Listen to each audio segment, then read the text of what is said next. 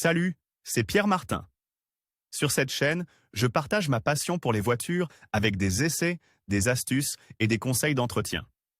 Revenons donc au sujet de la vidéo. Voyons les différences entre une boîte de vitesse séquentielle et une boîte de vitesse manuelle. Quel est le meilleur choix pour votre voiture? Par le service client 12 août 2019, la boîte de vitesse séquentielle n'est pas une nouveauté, mais dans les véhicules mis en circulation. Elle est utilisée sur quelques modèles aux caractéristiques sportives ou particulièrement exclusives. Découvrons ensemble ses secrets. Qu'est-ce que la boîte de vitesse séquentielle? Pour que vous compreniez exactement en quoi consiste la boîte de vitesse séquentielle, il est nécessaire de préciser le fonctionnement d'une boîte de vitesse classique. La boîte de vitesse d'un véhicule fait partie de ces organes plus ou moins étudiés pour l'examen théorique du permis de conduire.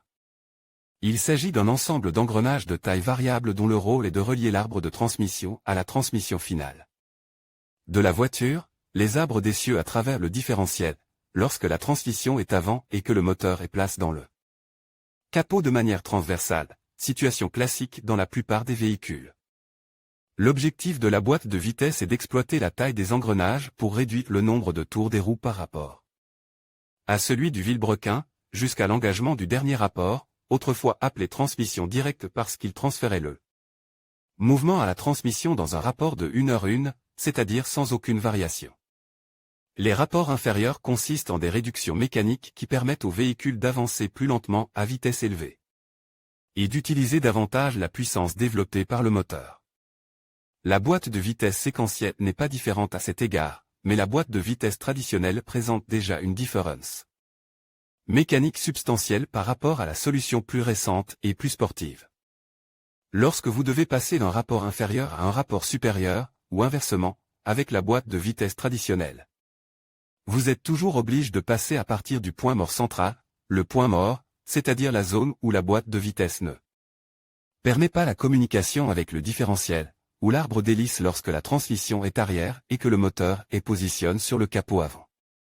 Le changement de vitesse séquentielle, quant à lui, est appelé ainsi parce qu'il permet de changer de vitesse selon une séquence prédéterminée, à savoir du rapport le plus bas au rapport le plus élevé et vice-versa. La séquence correspond généralement à R, N, 1, 2, 3, 4, 5, 6, etc. Si vous utilisez une boîte de vitesse séquentielle, pour passer de la 5e à la 2e vitesse, vous êtes obligé de passer par la 4e et la 3e, alors qu'avec une boîte de vitesse classique, vous pouvez passer au point mort et passer n'importe quelle vitesse, ce qui est plutôt pratique, même si ces situations ne sont pas tout à fait habituelles. Dans la boîte de vitesse séquentielle, le point mort est traité comme n'importe quel autre rapport et ne peut être atteint qu'à partir de la marche arrière ou de la première vitesse. La boîte de vitesse séquentielle relève donc d'une technologie différente, beaucoup plus proche de la boîte de vitesse des motos. Caractéristiques de la boîte de vitesse séquentielle.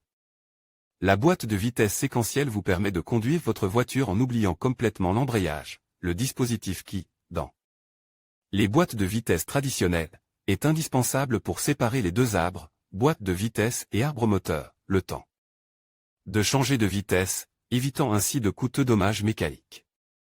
La boîte de vitesse séquentielle est gérée par l'électronique et à partir du moment où l'on utilise la palette située derrière le volant ou le levier classique, le véhicule change de vitesse en passant automatiquement au rapport suivant. En même temps, la voiture reprend le rôle joué par l'embrayage dans les boîtes de vitesse traditionnelles. On peut donc dire que la boîte de vitesse séquentielle fonctionne avec un système électronique où l'embrayage est automatique. L'absence de pédale d'embrayage est l'un des aspects les plus importants qui caractérisent la boîte de vitesse séquentielle.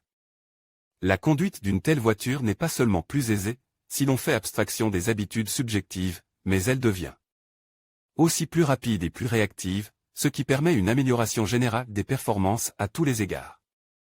Une voiture équipée d'une boîte de vitesse séquentielle prend moins de temps à chaque changement de vitesse et reste en traction beaucoup plus longtemps, ce qui, en conduite sportive, est crucial pour la tenue de route, qui est toujours compromise lorsque la voiture est au point mort, même lorsque l'on appuie sur l'embrayage, par exemple. Cela facilite le freinage, les dépassements et la conduite en forte pente. Il convient également d'ajouter que tous les modèles de véhicules fabriqués aujourd'hui sont dotés d'un contrôle électronique destiné à empêcher le véhicule de rétrograder lorsque le moteur tourne à un régime trop élevé. Pour cette raison, hormis les dysfonctionnements, la boîte de vitesse séquentielle est plus difficile à endommager. Pourquoi choisir une boîte de vitesse séquentielle? La boîte de vitesse séquentielle équipe des véhicules plutôt bien entretenus. En pratique, il est peu probable que vous l'exigiez. Sur une voiture de moins de 20 000 €. Il s'agit d'une amélioration technologique qui, au fil des ans, remplacera probablement la boîte de vitesse normale que nous connaissons tous, qu'il s'agisse d'une boîte séquentielle à palette, à levier ou entièrement automatique, comme sur les autobus. Choisir la boîte séquentielle, c'est opter pour la solution la plus moderne et la plus innovante, et elle n'intéressait pas forcément que ceux qui aiment la sportivité ou qui roulent souvent sur des circuits fermes. Laissez-vous donc tranquillement tenter par cette technologie qui permet une conduite plus souple, plus facile, moins fatigante et, bien sûr, plus sportive. Publie dans Guide pratique.